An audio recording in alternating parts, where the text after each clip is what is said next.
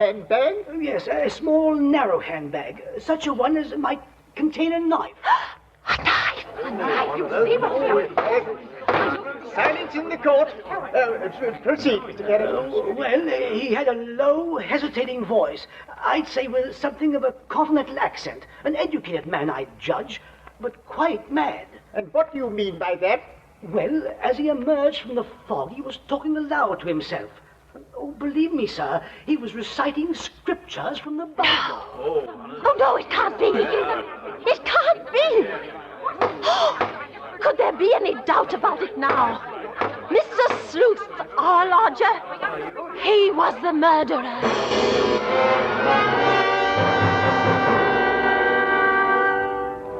I got out of the courtroom as quickly as I could.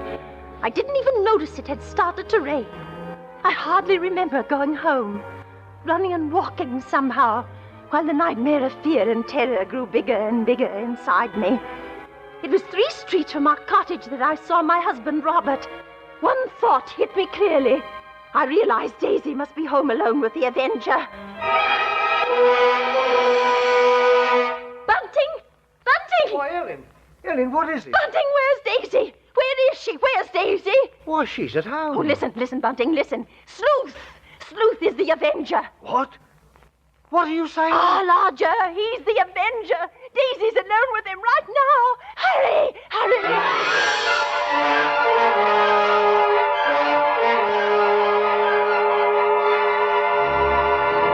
Now listen to me carefully, my child, and rejoice with me in your heart, for the moment is at hand, and you're not afraid, Daisy, are you?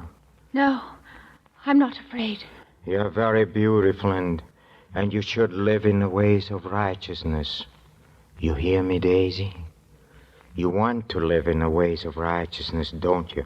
Yes, I do. I know you do. I know, and that is why I've been sent to purge your soul so that you will be elevated beyond all sin and evil. You like to dance, Daisy, don't you? Already 6 have gone on before you, and they are beyond all sin and evil. You are the 7th to be elevated, my child, and my work is almost done for the 7th I've promised at this appointed hour. Be still, Daisy. And don't listen to the temptations of the crowd when they call out your name, because I am here to save you from all evil and wickedness that consumes you like a wildfire of scarlet and crimson. You like to dance, don't you? Yes, I do. Look at me, my child. Look at me, and don't fear me, and do not tremble. Woe to them that call evil good and good evil, and put darkness for light and light for darkness, and therefore I must bring you down like the lamb to slaughter. And now I lift my hand with a flaming sword, for now comes the vengeance and the time to rejoice. Sammy, you killer, Daisy, come here. Drop that knife, you fiend! Oh, Drop that knife! Oh, you're safe. Oh, Drop that knife, you! Take away your hands. Let go of me. Get away! Don't you know that such that are for death to death, and such that are for the sword to the sword, and no one dare to have pity on them? His knife!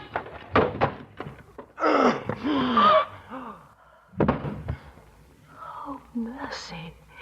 Oh, he fell on the knife. Yes, and it's burning. It's burning in me like a fire. Oh, it purges me and consumes me. All sin and evil are falling away. Praise and glory, for it is I who is the 7th. Yes, the vengeance is fulfilled.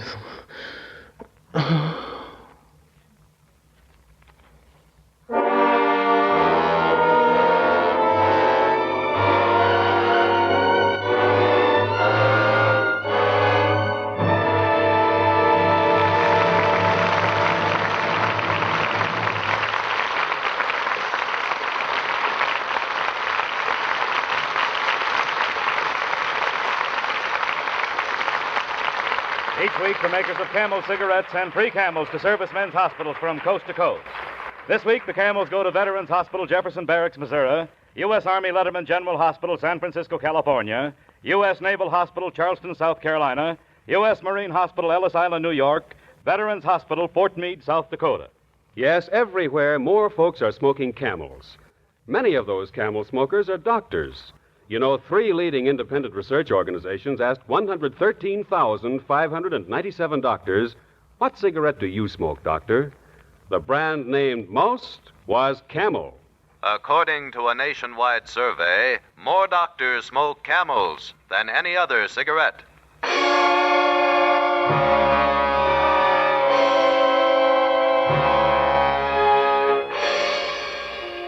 Next week, Mystery in the Air, starring Mr. Peter Lorre, brings you one of the world's great stories of the strange and unusual, The Horla by de Maupassant, with a special musical score composed and conducted by Paul Barron.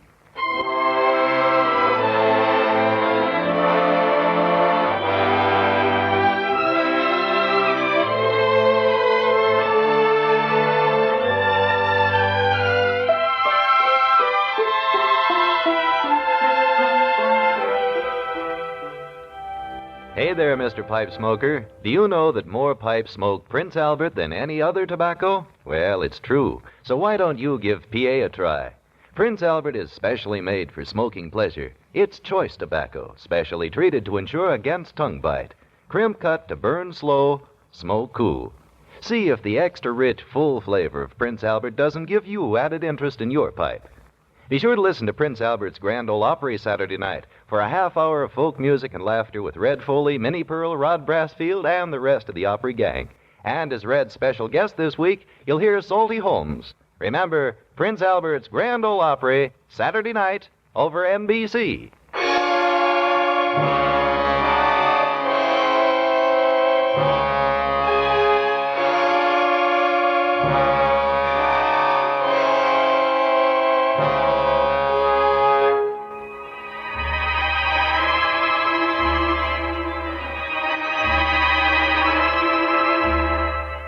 Listen again next week at this same time when the makers of Camel cigarettes present Mr. Peter Lorre in Mystery in the Air. Next week's play will be The Horla by de Maupassant. The artists supporting Mr. Lorre tonight were Agnes Moorehead as Ellen, Henry Morgan as the voice of Mystery, Barbara Eiler as Daisy, Eric Snowden as Bunting, Raymond Lawrence as the Inspector, Rolf Sedan as the witness, and Conrad Binion as the newsboy. And on behalf of Mr. Lorre and the entire cast, our sincere thanks to Agnes Moorehead for her great portrayal of Ellen Bunting.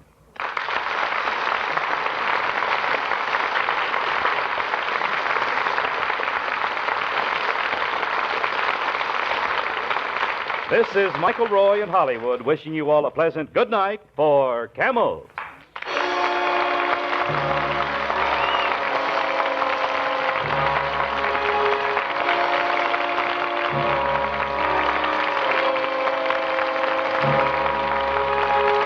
This is NBC, the national broadcasting company. Yes, he was very much over the top, but I have to tell you, his work was amazing in radio, maybe even more so than movies. From 77 years ago, August 14th, 1947, Mystery in the Air, starring Peter Lorre. Boy, wouldn't you have loved to have heard that sort of stuff? More than just the 7 or 8 episodes that we have. Tomorrow, Rocky Jordan, starring George Raft. Suspense, Fred Alexander, starring John Daner. We'll also have an episode of Counter Spy, X-1, and Superman. But coming up next, our last show for this episode, John Daner is Paladin in Have Gun Will Travel.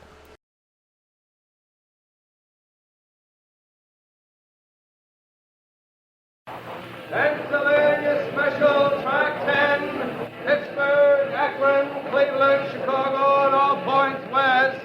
All aboard! Pennsylvania. Well, Mary, I got the last 2 seats on the 545. Now we can visit your brother over the holidays. You got a match, mister? Sure, soldier. Say, you look blue. I am blue. My buddy and I got Christmas furloughs. Last chance to get home for a long time, and now there's no room on the train. Oh, what train are you going to take? 5:45. Look, come over to the ticket window. I've got 2 seats on that train, and they're yours. I'm not the man who keeps a soldier from getting home this Christmas. Listen, America. Trains and buses are swamped with servicemen and supplies. Is your trip necessary? Be an American. Stay home yourself and help our soldiers and sailors get home for Christmas. Yes, I know we end the podcast with a little quarter-hour show. I didn't do that today because I wasn't sure about timing. Didn't think I would have time to do it. And now I know we would have. But I hope you'll accept my apologies, because we did do 14 August, which is a quarter hour. By the way, coming up, let me spend just a moment before we get to Have Gun Will Travel and tell you what else is coming up this week.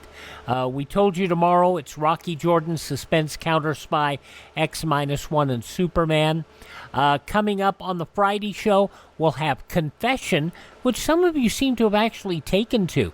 Also, Gangbusters, an episode of Quiet Please. A delightful episode, presto changeo, I'm sure. An episode of Dimension X, The Vital Factor, and Claudia. And we'll have 2 episodes of Claudia, Friday and Saturday. And we'll have the Rudy Valley Hour from 1933 with guests Dorothy Gish and Dino Nardi. We'll also have a CBS radio workshop production from 1956, The Jack Parr Show, starring Jack Parr and Jack Benny. And that's Thursday, that's Friday, that's Saturday. And then we'll have an episode of Escape on Sunday, The Snake Doctor. That'll be Jack Webb as in Dragnet, 16 Jewel Thieves from the very first season of Dragnet. In fact, this is only the 11th episode you'll hear. Another episode of Counter Spy, The Mysterious Traveler. And let me count here, because I did this without planning. Thursday, Friday, Saturday, Sunday, and on Monday next, we will have that expanded episode of 14 August. God and Uranium were on our side. That'll be coming up on Monday. Now, we close up this episode with an episode of Have Gun Will Travel, starring John Daner. And this episode originally broadcast on this date. This would have been August 14th, 1960, and that was 64 years ago today.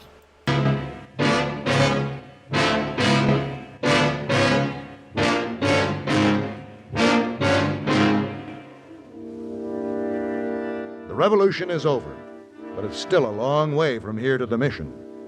If we're going to get the organ back in time, we'd better get started.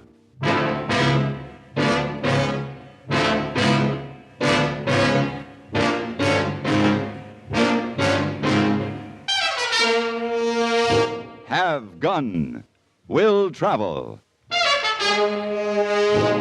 Starring Mr. John Daner as Paladin. San Francisco, 1875. The Carlton Hotel, headquarters of the man called Paladin.